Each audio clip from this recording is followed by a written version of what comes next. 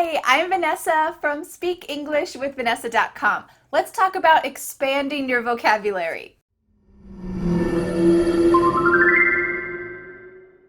Want to improve your vocabulary? You're not alone. Whether you have a big English exam coming up like the IELTS or TOEFL, or maybe you want to just find the right word the next time you have an English conversation, this lesson's for you. I have some good news. Today I have one specific tip for you that will help you take your base vocabulary and expand it a lot. That is to learn affixes. What in the world is an affix? Well, it's a few letters that you add at the beginning of a word or a few letters that you add at the end of the word. At the beginning, like un, is a prefix, unhappy. At the end of a word, like fool, is a suffix, graceful.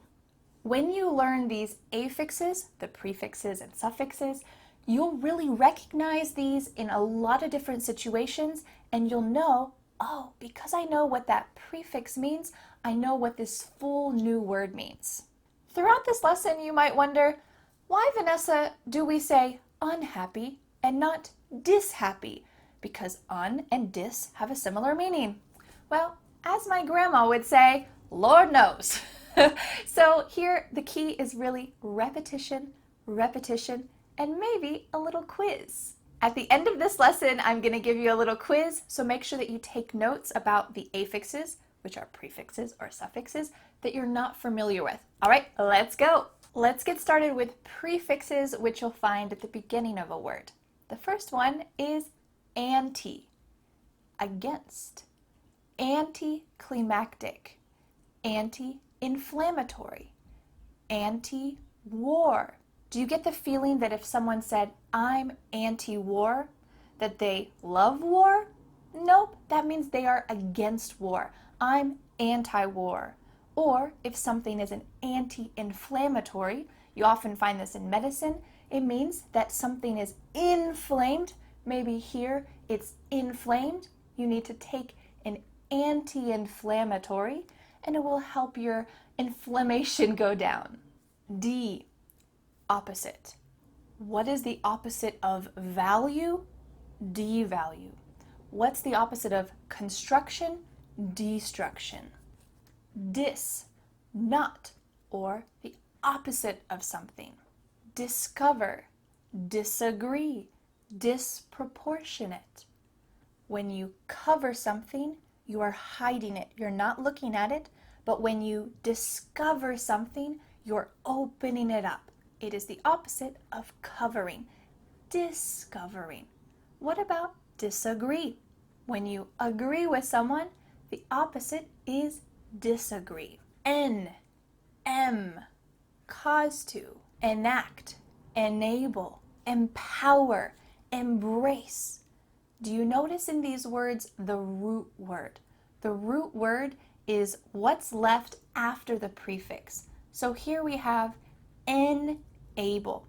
The root word is able. So we can take that part that we know and then think enable. Well, if en means cause to do something, we can say that to able and then enable means that you're helping someone be able to do something. You're causing something to be able to happen. Great. For, before, front of, foreshadow, forearm, forecast. What is your forearm? It's right here. This is in front of your arm, in front of your body. What about forecast? Well, this is when the weatherman says, tomorrow it's going to be rainy. He is making a guess before something happens. Here's the forecast. In, im, in. This one's pretty self-explanatory. Income, impulse. Your income is the amount of money that you make. It is coming into your life. Income. In, im, ill, ear. Not. Do you notice that those first two are the same that we just talked about? So you need to make sure that you know these words by heart. Let's talk about some examples. Indirect, injustice, immoral, illiterate, irreverent, irresponsible. Look at that root word, and then when we add this prefix, it changes it to be the opposite meaning. It means irresponsible means not responsible. So it changes the root word responsible to mean the opposite. We can do that with all the other ones as well. Injustice. It is not justice, it's the opposite. Injustice. Inter. Between, among. Interrupt, interact. When you interact with other people, you're having a conversation with multiple people. You are having a conversation among other people. Mid, middle, midway, mid-sentence. Maybe you interrupted someone mid-sentence. You stopped them in the middle of that sentence, mid-sentence. You'll see here that sometimes there's a hyphen after the prefix, mid-sentence. Sometimes hyphens are required in English, and sometimes you have a choice if you want to stick the word together or if you want to put a hyphen. Some of these are optional, so make sure that you check those out. Miss, wrongly. Misspell, misstep, misdemeanor. If you spell something wrong, you misspell the word. Non, not. Non-violent, nonsense. If something is completely confusing, it doesn't make any sense, it is nonsense. Over, too much. Overeat, overlook. Did you eat too much during the holidays? Maybe you overate. Did you overeat? Pre, before. Preview, prefix. We often see this for movies. When there's a new movie trailer available for a movie that's coming soon, you might say, I want to preview the movie. Again, this one is super common. Rewrite, research, review, refresh, refurbish. Look at the root word for all of these. Review. View is our root word, and what are we doing? We're viewing it again. Review. Semi, or you might hear people say semi. Half, partly, not fully. Semi-final, semi-formal. You especially hear this in sports. It's the semi-final. It's not the final round, but it's the semi-final. Sub, under. Subway, submarine. Super, above, beyond. He's superhuman, superstar. Trans, across or crossing a boundary. Transmit, transport. You're carrying something across some kind of boundary or across the US. You're transporting some goods. Not, opposite of. Unhealthy, unfriendly, unusual. Is something not normal? It's not usual. It is unusual. It's the opposite of usual. Under, or too little. Underestimate, underreported. Do you feel like there's something in your country that reporters are not talking about? It is underreported. How did you enjoy those prefixes? Did you realize how words are put together? Maybe you recognized some words that you already knew, and maybe you realized, oh, I can create new words in this way. I hope so. Let's go on to some suffixes. You're going to notice that some of these letters that we add at the end of these root words, they make the word into a different part of speech. Maybe they make it into a verb, maybe they make it into an adjective or an adverb, or maybe they make it into a noun. So it's a great way to take a root word that you already know and then change it into different forms so that you can fit it into different parts of the sentence. All right, let's get started. Able, able. Is, can be. Affordable, comfortable, sensible. Does something make sense? It is sensible. Ul, having characteristics of. universal, facial. Note the pronunciation here. It's in my throat. Universal. It is a universal fact that the sky is blue when it's sunny. I'm pretty sure. Ed, for past tense verbs, or it can be used to make adjectives. The door opened, or the opened door. The first one is a past tense verb, opened, and the second one is an adjective, the opened door. It's describing the door. In, made of, golden, wooden.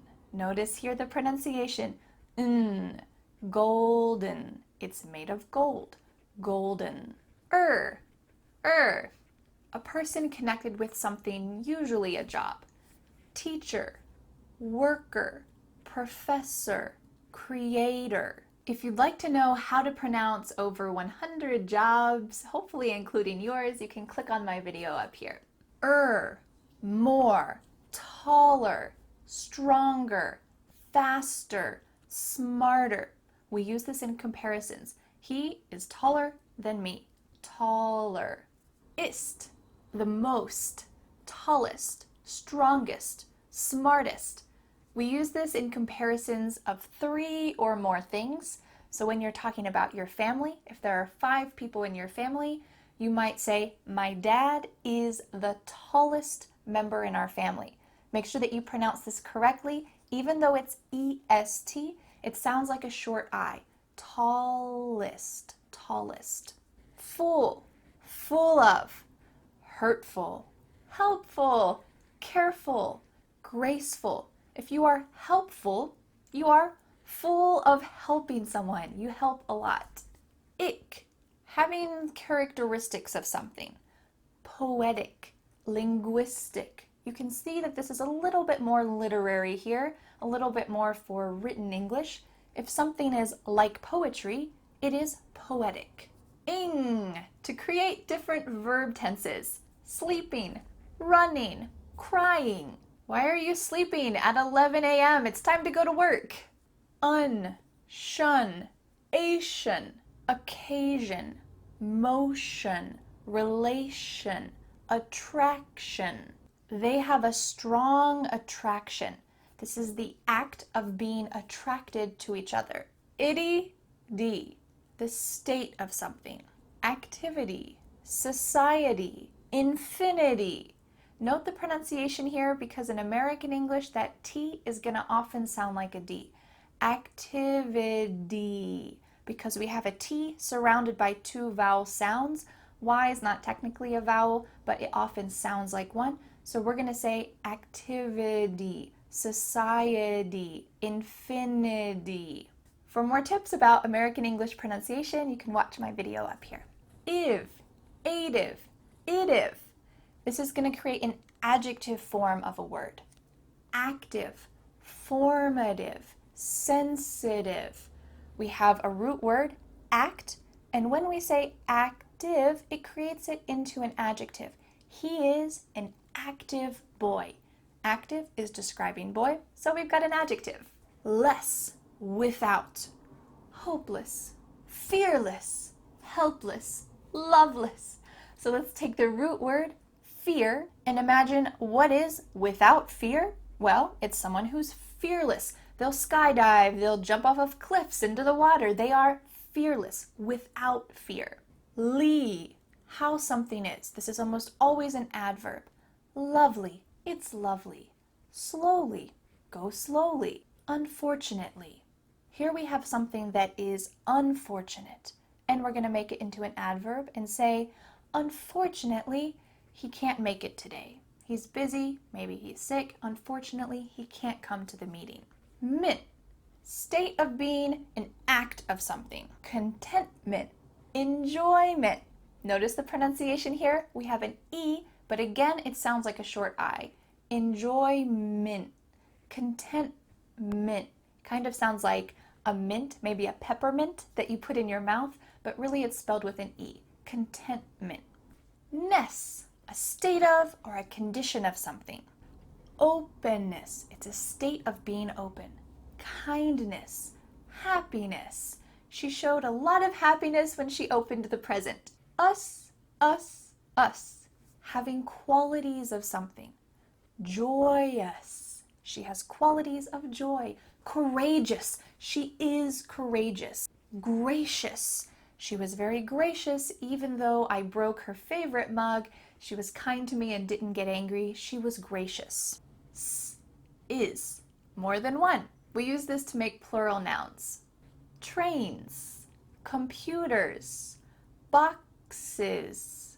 We often pronounce ES as a short I, like we've mentioned before. Box is. Foxes. E. Characterized by something. Happy. Gloomy. Sappy. What does the word gloom mean? It's another way to say sad. Maybe something is depressing. Maybe it's a really rainy and cloudy day outside. It is a gloomy day. It's dark. So here we're going to add a Y on the end to say gloomy. How did you do with those suffixes? Did you already know some of those? I bet you did. I hope that this will help to expand your vocabulary because now it's time for a little quiz. I'm going to share a story with you and I want you to choose the best word to fill in the blank during the little pause. You just heard each of these words in the lesson. Can you remember them? Let's listen to the story. Dan and I disagreed, non-agreed about something last week. Dan and I disagreed about something last week. He wanted me to re-brace, embrace, change, but I wasn't so sure. He wanted me to embrace change, but I wasn't so sure. We were thinking about prefurbishing, refurbishing an old rocking chair from my grandma. We were thinking about refurbishing an old chair from my grandma. I think Dan underestimated, semi-estimated its personal value to me. I think Dan underestimated its personal value to me. Plus, I wondered, will this work be affordable? Afforded? Plus, I wondered, will this work be affordable? I want to make sure that the workers are careless, careful with this antique chair. I want to make sure the workers are careful with this antique chair. We talked to the restoration shop and they seemed sensitivity to my concerns. We talked to the restoration shop and they seemed sensitive to my concerns. So because of their kindness, I decided to use their services. So because of their professional kindness, I decided to use their services. How did you do? Let's read the full story one more time so that you can see it with all of the correct words. Dan and I disagreed about something last week. He wanted me to embrace change, but I wasn't so sure. We were thinking about refurbishing an old rocking chair from my grandma. I think Dan underestimated its personal value to me. Plus, I wondered, will this work be affordable? I want to make sure the workers are careful with this antique chair. We talked to the restoration shop and they seemed sensitive to my concerns. So, because of their professional kindness, I decided to use their service. How did you enjoy this vocabulary expanding lesson? I hope you enjoyed it. Now I have a challenge for you. In the comments, I want you to try to create a sentence using some of these prefixes and suffixes. Can you do it? Make sure to check out other students' comments as well so that you can practice and see other words. Thanks so much for learning English with me, and I'll see you again next Friday for a new lesson here on my YouTube channel. Bye! The next step is to download my free ebook, 5 Steps to Becoming a Confident English Speaker. You'll learn what you need to do to speak confidently and fluently. Don't forget to subscribe to my YouTube channel for more free lessons. Thanks so much. Bye!